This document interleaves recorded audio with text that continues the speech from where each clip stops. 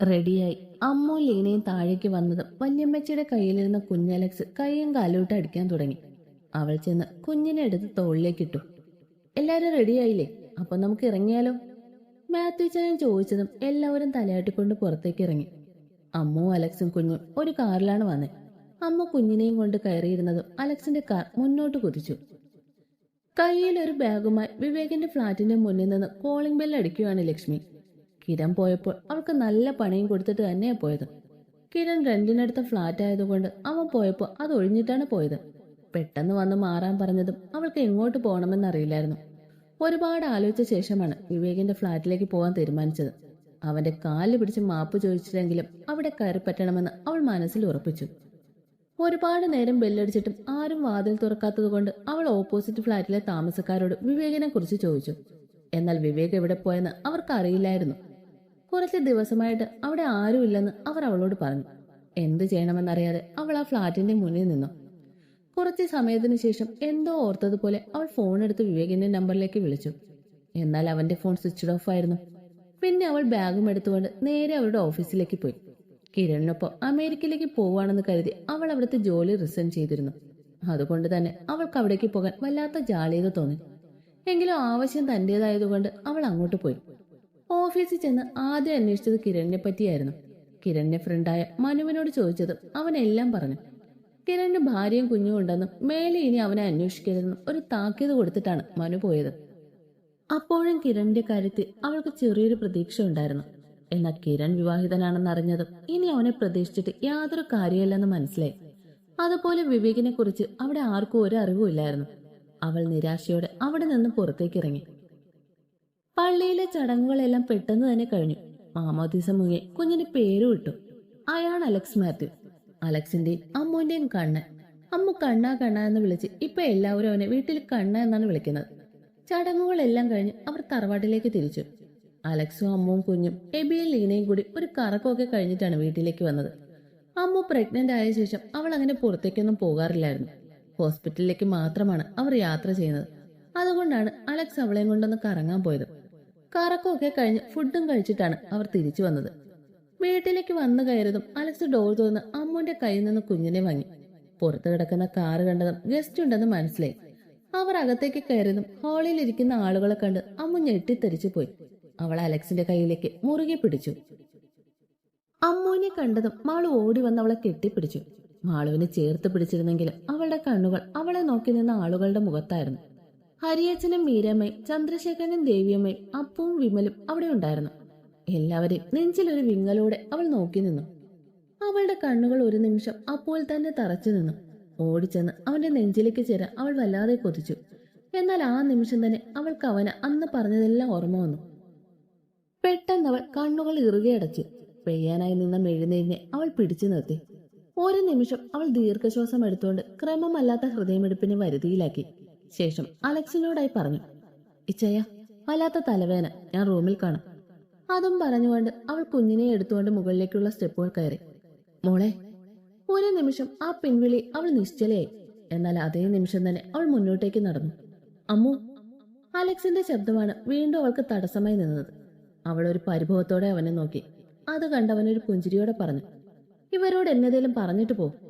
അവന്റെ വാക്കുകൾ കേട്ടതും അവൾ ഒരു പുച്ഛത്തോടെ അവരെ നോക്കി. ശേഷം അലക്സിനോടായി പറഞ്ഞു, ഇവരാരെയും എനിക്ക് പരിചയമില്ല ചയ. അപരിചിതരോടൊന്നും ഞാൻ സംസാരിക്കാറില്ല.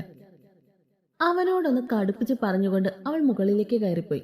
എന്നാൽ ആ വാക്കുകൾ അവരുടെ നെഞ്ചു തകർക്കാൻ പാകത്തിനുള്ളതായിരുന്നു. മീരാമ്മ പൊട്ടിക്കരഞ്ഞുകൊണ്ട് ഹരിദാസിനെ കെട്ടിപ്പിടിച്ചു. ദേവിയമ്മയെ സാരിത്തുമ്പ് കൊണ്ട് വായ പൊത്തിപ്പിടിച്ച് കരഞ്ഞു. ചന്ദ്രശേഖരൻ അവരെ ആശ്വസിപ്പിച്ചു. അപ്പു ആണെങ്കിൽ അവളുടെ വാക്കുകളിലെ നോവിൽ വെന്തുരുകി. തന്റെ കുഞ്ഞു പെങ്ങൾ തങ്ങളിൽ നിന്ന് ഒത്തിരി അകലെയാണെന്ന് അവന് മനസ്സിലായി. അവൻ നിറഞ്ഞു വന്ന കണ്ണുകൾ അമർത്തി തുടച്ചു. തോളിലൊരു കരസ്പർശയേറ്റാണ് അവൻ തിരിഞ്ഞു നോക്കിയത്. തന്നെ നോക്കി ഒരു പുഞ്ചിരിയോടെ നിൽക്കുന്ന അലക്സിനെ കണ്ടതും അവൻ അലക്സിന്റെ ഇരു കൈകളും ചേർത്ത് പിടിച്ച് നെറ്റിയിൽ മുട്ടിച്ചു. ഞങ്ങൾ ചെയ്തത് വളരെ വലിയ തെറ്റാണ്. മനസ്സിലാക്കില്ല ഞങ്ങളുടെ മോളെ. തെറ്റി പറ്റിപ്പോയി. ഒരു തവണത്തേക്ക് ഒന്ന് ക്ഷമിക്കാൻ പറയൂ, അവൻ അലക്സിനോടായി പറഞ്ഞു. പറയില്ല. ലീനയുടെ ശബ്ദം ഉയർന്നു കേട്ടതും എല്ലാവരും അവളെ തന്നെ നോക്കി. ദേഷ്യം കൊണ്ട് വിറയ്ക്കുകയായിരുന്നു അവൾ. അവളുടെ മനസ്സിൽ 2 വർഷത്തിനു മുമ്പ് അവരുടെ കയ്യിലേക്ക് എത്തപ്പെട്ട അമ്മുവിന്റെ മുഖമായിരുന്നു. അവളുടെ നിറഞ്ഞ കണ്ണുകളായിരുന്നു. എന്തിനവൾ ക്ഷമിക്കേണ്ടത്? അന്നവള് നിങ്ങളുടെയൊക്കെ കാല് പിടിച്ച് പറഞ്ഞതല്ലേ തെറ്റൊന്നും ചെയ്തിട്ടില്ലെന്ന്. നിങ്ങൾ ആരെങ്കിലും കേട്ടോ? ഓരോ തവണ അവളെ കാണുമ്പോഴും വാക്കുകൾ കൊണ്ട് നിങ്ങൾ അവളെ കീറി മുറിച്ചിരുന്നില്ലേ? അപ്പോഴൊന്നും സ്വന്തം മകൾ തെറ്റ് ചെയ്യില്ല എന്ന് എന്തേ നിങ്ങൾ വിശ്വസിച്ചില്ല? സ്വന്തം പെറ്റമ്മ പോലും അവളെ മനസ്സിലാക്കിയോ? ഇപ്പൊ എവിടെന്നോ സത്യങ്ങളൊക്കെ മനസ്സിലാക്കിയപ്പോ വന്നിരിക്കുന്നു മകളെ കാണാൻ. നാണമില്ലേ നിങ്ങൾക്ക്? ലീന മതി. ലീന ദേഷ്യത്തോടെ പറഞ്ഞത് വല്യപ്പച്ചൻ കൈയെടുത്ത് തടഞ്ഞുകൊണ്ട് പറഞ്ഞു. അപ്പോഴേക്ക് ഹരിദാസ് വല്യപ്പച്ചന്റെ അടുത്തേക്ക് ചെന്ന് തന്റെ കൈകൾ കൂപ്പിക്കൊണ്ട് പറഞ്ഞു, ഞങ്ങളുടെ മോളെ ഒന്ന് കാണാൻ അനുവദിക്കണം. ചെയ്തു പോയ തെറ്റിന് അവളുടെ കാല് പിടിച്ച് മാപ്പ് ചോദിച്ചാലും മതിയാവില്ലെന്നറിയാം. എങ്കിലും എന്റെ കുഞ്ഞിനോട് ചെയ്ത തെറ്റിന് മാപ്പ് ചോദിക്കാൻ ദയവ് ചെയ്ത് അനുവദിക്കണം. ഒരച്ഛന്റെ അപേക്ഷയാണ്. അയാൾ വല്യപ്പച്ചനെ നോക്കി സങ്കടത്തോടെ പറഞ്ഞു, വിഷമിക്കേണ്ട, നിങ്ങൾക്ക് നിങ്ങളുടെ മകളെ കാണാം, സംസാരിക്കാം. പക്ഷെ ഇവിടെ നിന്ന് അവളെ കൂട്ടിക്കൊണ്ട് പോകാൻ മാത്രം സാധിക്കില്ല. കാരണം ഈ മാളേക്കൽ തറവാടിന്റെ രാജകുമാരിയാണ് അവൾ. വല്യപ്പച്ചൻ അഭിമാനത്തോടെ പറയുന്നത് കേട്ടതും അവിടെ നിന്ന് എല്ലാവരുടെയും മനസ്സ് നിറഞ്ഞു. ഇല്ല, ഒരിക്കലും ഇല്ല. മോളെ ഒന്ന് കണ്ട് സംസാരിച്ചാൽ മതി, മറ്റൊന്നും വേണ്ട. അയാൾ ദയനീയതയോടെ പറഞ്ഞു. അലക്സേ. അതിനയാളൊന്ന് മൂളിക്കൊണ്ട് അലക്സിനെ വിളിച്ചു. വല്യപ്പച്ച, പോയി മോളെ വിളിച്ചുകൊണ്ടു വാ. അവൻ വിളി കേട്ടതും വല്യപ്പച്ചൻ പറഞ്ഞു, ശരി വല്യപ്പച്ച. അതിന് മറുപടി പറഞ്ഞുകൊണ്ട് അവൻ മുകളിലേക്ക് കയറി. അലക്സ് റൂമിലേക്ക് കയറിയതും കുഞ്ഞിനെ തോളിലിട്ട് ഉറക്കുന്ന അമ്മോനെയാണ് കണ്ടത്. അവനൊരു പുഞ്ചിരിയോടെ ചെന്ന് പിന്നിലൂടെ അവളെ ചേർത്ത് പിടിച്ചു. വിട്, എന്നെ തൊടണ്ട. അവൻ പിടിച്ചതും അവൾ കുതറി മാറിക്കൊണ്ട് പറഞ്ഞു, അച്ചോടാ, ഇച്ചേന്റെ കൊച്ചിച്ചേനോട് പിണങ്ങിയോ? അവൾ മുഖം വീർപ്പിച്ച് നിൽക്കുന്നത് കണ്ടതും അവൻ അവളുടെ അടുത്തേക്ക് ചെന്ന് ചോദിച്ചു, ഓ, എന്നോട് മിണ്ടണ്ട. അവൾ വീണ്ടും അവന്റെ അടുത്തുനിന്ന് മാറിയിരുന്നു. അത് കണ്ടതും അവൻ അവളുടെ കയ്യിലിരുന്ന് ഉറങ്ങുന്ന കുഞ്ഞിനെ വാങ്ങി ബേബി ബെഡിലേക്ക് കിടത്തി. ശേഷം അവളെ എടുത്ത് അവന്റെ മടിയിലേക്ക് ഇരുത്തിക്കൊണ്ട് അവളുടെ മുഖം അവന്റെ നേർക്കടുപ്പിച്ചു. അപ്പോഴും മുഖം കുറിപ്പിച്ച് എങ്ങോട്ടോ നോക്കിയിരിക്കുന്ന പെണ്ണിന്റെ ഇടുപ്പിലൂടെ ഒരു കൈ ചുറ്റി മറു കൈ അവളുടെ പിൻകഴുത്തിൽ മുറുക്കി പിടിച്ചുകൊണ്ട് അവളുടെ ചുണ്ടിലേക്ക് അവന്റെ ചുണ്ടുകൾ ചേർത്തു. അവന്റെ പെട്ടെന്നുള്ള നീക്കത്തിൽ അവളൊന്ന് പകച്ചെങ്കിലും അവളും ആ ചുംബന ആഗ്രഹിച്ചിരുന്നു. ദീർഘനേരത്തെ ചുംബനത്തിനൊടുവിൽ അവൻ അവളെ മോചിപ്പിച്ചു. ശ്വാസം എടുക്കാൻ പാടുപെട്ടുകൊണ്ട് അവൾ അവനെ ആഞ്ഞു പുലുകി. പ്ലീസ് ഹോൾഡ് മീ ടൈറ്റ്ലി ഇച്ചായ, I need a deep hug from you. അവൾ കണ്ണുകൾ മുറുകെ അടച്ചുകൊണ്ട് അവനോട് പറഞ്ഞു. അത് കേട്ടതും അവൻ അവളുടെ മുഖം തന്റെ കഴുത്തിടുക്കിലേക്ക് അടുപ്പിച്ചു ഇറുകെ പുണർന്നു. തന്റെ കഴുത്തിൽ നനവ് തട്ടിയപ്പോഴാണ് അവൾ കരയുകയാണെന്ന് അവന് മനസ്സിലായത്. അമ്മു, ഡാ, എന്താ മോളെ, നീ കരയുവാണോ? അവൻ അവളുടെ മുഖം പിടിച്ചുയർത്തിക്കൊണ്ട് ചോദിച്ചു. വയ്യ ഇച്ചായ, എല്ലാം മറക്കാൻ ശ്രമിക്കുമായിരുന്നു. വീണ്ടും വയ്യ, എനിക്ക് നെഞ്ചു പൊട്ടിപ്പോകുന്ന പോലെ തോന്നുന്നു. അവൾ വിതുമ്പിക്കൊണ്ട് പറയുന്നത് കേട്ടതും അവന്റെ നെഞ്ചു ഒന്ന് പിടഞ്ഞു. മോളെ, എന്താടാ ഇത്? ഈ കരച്ചിലൊന്ന് നിർത്തിക്കേ, ഇച്ചായ ഒന്ന് പറയട്ടെ. അവൾ കരയുന്നത് കണ്ട് അവൻ പറഞ്ഞു. എന്നിട്ടും അവളുടെ കരച്ചിൽ നിൽക്കുന്നില്ല എന്ന് കണ്ട് അവൻ അവളെ നെഞ്ചിലേക്ക് ചേർത്ത് പിടിച്ചിരുന്നു. ആ ഇരിപ്പ് അവൾക്ക് ഒരു ആശ്വാസമായിരുന്നു. അല്പസമയത്തിന് ശേഷം അവൻ അവളെ പിടിച്ചെഴുന്നേപ്പിച്ച് വാഷ്റൂമിലേക്ക് കൊണ്ടുപോയി. ശേഷം മുഖമൊക്കെ കഴുകി അവളെയും കൊണ്ട് തിരികെ വന്ന് കോട്ടിലേക്കിരുന്നു. അമ്മോ. അവൻ അവളെ വിളിച്ചതും അവൾ വിളി കേട്ടു. മോളൊന്ന് താഴേക്ക് വാ. അവൻ അവളോട് പറഞ്ഞു കഴിഞ്ഞതും അവൾ ഇല്ല എന്ന രീതിയിൽ തലയാട്ടി. വേണം വാവേ, നീ വരണം. അവരോട് നീ സംസാരിക്കണം. നിനക്ക് പറയാനുള്ളത് എല്ലാം നീ പറയണം. നിനക്ക് അവരോട് ക്ഷമിക്കാൻ കഴിയുമെങ്കിൽ നീ ക്ഷമിക്കേ, ഇല്ലെങ്കിൽ വേണ്ട. നിന്നെ ആരും ഒന്നിനും ഫോഴ്സ് ചെയ്യില്ല. എല്ലാം നിന്റെ തീരുമാനമാണ്. നീ എന്ത് പറഞ്ഞാലും ഞങ്ങൾ എല്ലാം കൂടെ ഉണ്ടാകും. അവൻ അവളോടായി പറഞ്ഞതും അവൾ സങ്കടത്തോടെ അവനെ നോക്കിയിരുന്നു. ഇച്ചായം പറഞ്ഞ ഇച്ചായന്റെ കൊച്ചു കേൾക്കില്ലേ? അവൻ വീണ്ടും ചോദിച്ചതും അവൾ പാതി മനസ്സോടെ സമ്മതം മൂളി. അത് കണ്ടതും അവൻ അവളുടെ കവളിലൊന്ന് തട്ടിക്കൊണ്ട് പതിയെ എഴുന്നേറ്റു. ശേഷം കുഞ്ഞിനെ എടുത്ത് തോളിലിട്ട് അമ്മുവിന്റെ കൈയും പിടിച്ച് താഴേക്ക് നടന്നു. ഇതേ സമയം അമ്മു ഇറങ്ങി വരുമോ എന്നറിയാതെ എല്ലാവരും ആശങ്കയോടെ നിൽക്കുകയായിരുന്നു. മുകളിൽ നിന്ന് ഇറങ്ങി വരുന്ന അമ്മുവിനെയും അലക്സിനെയും കണ്ടത് മേലെടുത്തുകാരുടെ കണ്ണുകൾ വിടർന്നു. അവർ സന്തോഷത്തോടെ അവരെ നോക്കി നിന്നു. താഴേക്ക് ഇറങ്ങി വന്ന അലക്സ് കുഞ്ഞിനെ താഴെയുള്ള മുറിയിൽ കിടത്തി. കോട്ടനെ ലീനെ മാളുവിനെ ഇരുത്തി. ശേഷം അവൻ വന്ന് അമ്മുവിനെ ചേർത്ത് പിടിച്ചുകൊണ്ട് മേലെഴുത്തുകാരുടെ മുന്നിലായി നിന്നു. മോളെ, അമ്മു. ആ വിളി വേണ്ട. മീരാമ്മ അവളെ വിളിച്ചതും അവൾ കൈയെടുത്ത് തടഞ്ഞുകൊണ്ട് പറഞ്ഞു. അനാമി, അനാമി അലക്സ്, അതാണ് എന്റെ പേര്. നിങ്ങൾക്ക് അങ്ങനെ വിളിക്കാം. അമ്മു എന്ന് എന്റെ വേണ്ടപ്പെട്ടവർ എന്നെ വിളിക്കുന്നതാണ്. നിങ്ങൾ അങ്ങനെ വിളിക്കുന്നത് എനിക്കിഷ്ടമല്ല. അവൾ അവരുടെ മുഖത്ത് നോക്കി പറഞ്ഞതും അവർ സങ്കടത്തോടെ അവളെ ഒന്ന് നോക്കി. എന്തെങ്കിലും പറയാനുണ്ടെങ്കിൽ പെട്ടെന്ന് പറയണം, എനിക്ക് വേറെ ജോലിയുണ്ട്. അവരുടെ മുഖത്തെ സങ്കടം കണ്ടിട്ടും അത് കാണാത്തതുപോലെ അവൾ ചോദിച്ചു. മോള് ഞങ്ങളെ അത്രയ്ക്ക് വെറുത്തു? ദേവിയമ്മ വിഷമത്തോടെ ചോദിച്ചതും അവൾ അവരുടെ മുഖത്തേക്കൊന്ന് നോക്കി. എന്നിട്ട് അവരോടായി പറഞ്ഞു. ഒരു രാത്രി കൊണ്ട് നിങ്ങൾ വെറുത്ത അത്രയൊന്നും ഞാൻ വെറുത്തിട്ടില്ല. മോളെ, തെറ്റുപറ്റിപ്പോയി. മോളെ മനസ്സിലാക്കാൻ ഞങ്ങൾക്ക് പറ്റിയില്ല. മോള് ഞങ്ങളോട് ക്ഷമിക്കണം. അതിനവളൊന്ന് പുച്ഛത്തോടെ ചിരിച്ചു. എന്നിട്ട് അവരോടായി പറഞ്ഞു, സ്വന്തം പെറ്റമ്മയ്ക്ക് പറ്റിയില്ല, പിന്നെങ്ങനെ അമ്മയ്ക്ക് സാധിക്കും? അവൾ പറയുന്ന കേട്ട് മീരമ്മ സങ്കടത്തോടെ ഹരിദാസിനെ നോക്കി. അയാൾ കണ്ണുകൾ അടച്ച് അവരെ ആശ്വസിപ്പിച്ചു. മോളെ. ഹരിദാസിന്റെ വിളി കേട്ട് അവൾ തിരിഞ്ഞു നോക്കി. മോളെ അമ്മു, അച്ഛൻ ഒന്നും അറിഞ്ഞിരുന്നില്ല മോളെ. സ്വന്തം മകളെ മനസ്സിലാക്കിയില്ല. അച്ഛനോട് ക്ഷമിക്കും മോളെ. ഇനി എന്റെ കുഞ്ഞിനെ അച്ഛൻ ഒരിക്കലും വേദനിപ്പിക്കില്ല. തെറ്റുപറ്റിപ്പോയി. അയാൾ വിങ്ങി പൊട്ടിക്കൊണ്ട് പറഞ്ഞതും അവളുടെ മുഖത്ത് തെളിഞ്ഞത് പുച്ഛമായിരുന്നു. കരയുന്നു? എന്തിനാ നിങ്ങൾ കരയുന്നേ? ആരെ കാണിക്കാനാ? എന്നെ കാണിക്കാനാണെങ്കിൽ അത് വേണ്ട. ഇതിലൊന്നും എന്റെ മനസ്സലിയില്ല. ഇതിനേക്കാൾ നെഞ്ചു പൊട്ടി ഞാൻ കരഞ്ഞിട്ടുണ്ട്.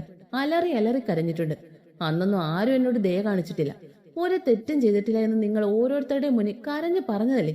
എന്നിട്ട് ആരെങ്കിലും കേട്ടോ? വിശ്വസിച്ചോ എന്നെ? ആരൊക്കെയോ പറഞ്ഞ കള്ളങ്ങൾ വിശ്വസിച്ച് നിങ്ങൾ എന്നെ ആട്ടി പുറത്താക്കിയില്ലേ? 20 വർഷം വളർത്തിയ നിങ്ങൾക്ക് അറിയില്ലല്ലേ ഞാൻ എന്തൊക്കെ ചെയ്യും എന്തൊക്കെ ചെയ്യില്ല എന്ന്? എന്നിട്ടിപ്പോ വന്നിരിക്കുന്നു മാപ്പും പറഞ്ഞുകൊണ്ട്. അന്ന് ആ പാതിരാത്രി എന്നെ ഇറക്കി വിട്ടപ്പോ നിങ്ങൾ ഓർത്തോ ഞാനൊരു പെൺകുട്ടിയാണെന്ന്? ഒരു പെൺകുട്ടി ഒറ്റയ്ക്കായി പോയാൽ എന്ത് സംഭവിക്കുമെന്ന് നിങ്ങൾ ഓർത്തോ? ഓ, പിഴച്ചു നടക്കുന്നവളല്ലേ, എങ്ങനെയായാലും എന്താ അല്ലേ മോളെ? അവൾ അതീവ ദേഷ്യത്തോടെ പറഞ്ഞതും അയാൾ നെഞ്ചു പൊട്ടുന്ന വേദനയോടെ അവളെ വിളിച്ചു. എന്താ സഹിക്കുന്നില്ലേ?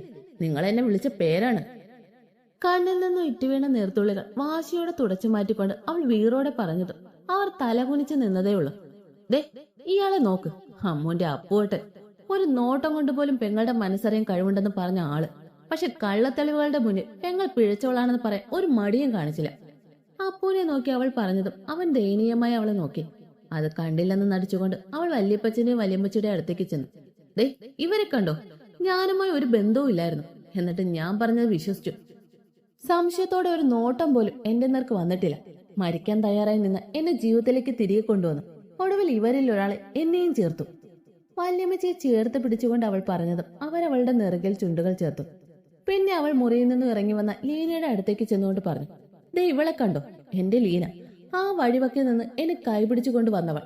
അന്ന് തൊട്ട് ഇന്ന് വരെ എന്റെ ഒപ്പം ഉണ്ടായിരുന്നു. ഒറ്റയ്ക്കാക്കിയിട്ടില്ല. ഈ നിമിഷം വരെ ഭ്രാന്തെടുത്ത് അലറി കരയുമ്പോൾ എനിക്ക് കൂട്ടിരുന്നു. അങ്ങനെ എന്തിനും ഏതിനും എനിക്കൊപ്പം ഉണ്ടായിരുന്നവൾ.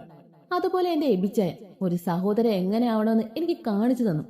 അവൾ എബിയുടെ കൈ പിടിച്ചുകൊണ്ട് പറഞ്ഞതും അവൻ അവളെ ചേർത്ത് പിടിച്ചു. അത് കണ്ടതും അപ്പുവിന്റെ കണ്ണുകൾ നിറഞ്ഞൊഴുകി. ഒടുവിൽ അവൾ അലക്സിന്റെ അടുത്തേക്ക് ചെന്നു. അവന്റെ മുഖത്തേക്ക് തന്നെ നോക്കിക്കൊണ്ട് പറഞ്ഞു. എന്റെ ഇച്ഛായ, എന്റെ പ്രണയം. ചേർത്ത് പിടിച്ചപ്പോൾ മുതൽ ഒരിക്കലും ഈ കൈകൾ എന്നെ വിട്ടിട്ടില്ല.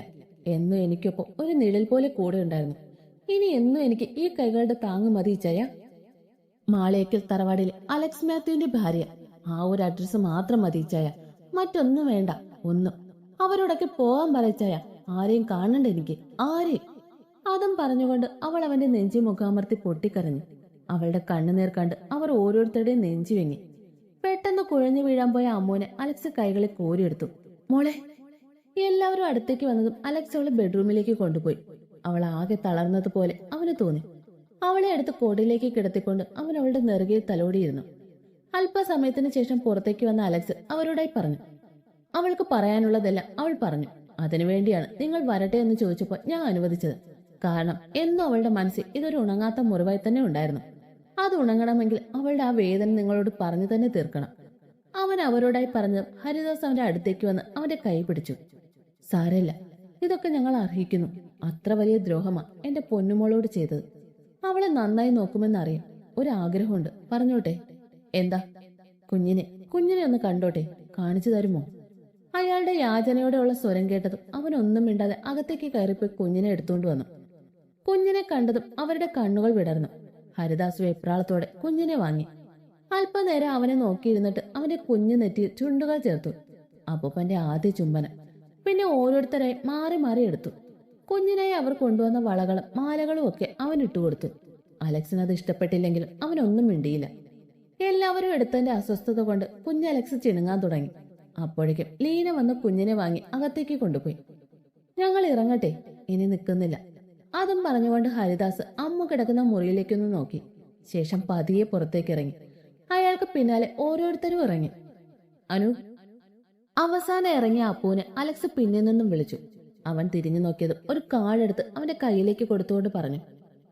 എന്റെ കാർഡാണ്, അച്ഛനെ ഒന്ന് കൊണ്ടുവന്ന് കാണിക്കും. അതിനപ്പു ഒരു മങ്ങിയെ ചിരിച്ചിരിച്ചുകൊണ്ട് പറഞ്ഞു. ജീവിക്കാൻ ആഗ്രഹം ഉണ്ടെങ്കിലല്ലേ? സത്യങ്ങൾ അറിഞ്ഞപ്പോഴേ അച്ഛൻ തകർന്നു. മരുന്നുകൾ പോലെ നിർബന്ധിച്ചാണ് കൊടുക്കുന്നത്. അതും പറഞ്ഞുകൊണ്ട് അവൻ പതിയെ അമ്മുവിന്റെ മുറിയിലേക്ക് ചെന്നു. കോട്ടിക്കിടക്കുന്ന അവളെ കുറച്ചു നേരം നോക്കി നിന്ന ശേഷം അവളുടെ നെറുകയിലൊന്നും മുത്തിക്കൊണ്ട് അവൻ തിരിഞ്ഞു നടന്നു. അവന് പിന്നാലെയായി മാളൂർ. അപ്പോഴും അമ്മുവിന്റെ ഇരു കണ്ണുകളിൽ നിന്നും നീർക്കണങ്ങൾ ഒഴുകി ഇറങ്ങുന്നുണ്ടായിരുന്നു.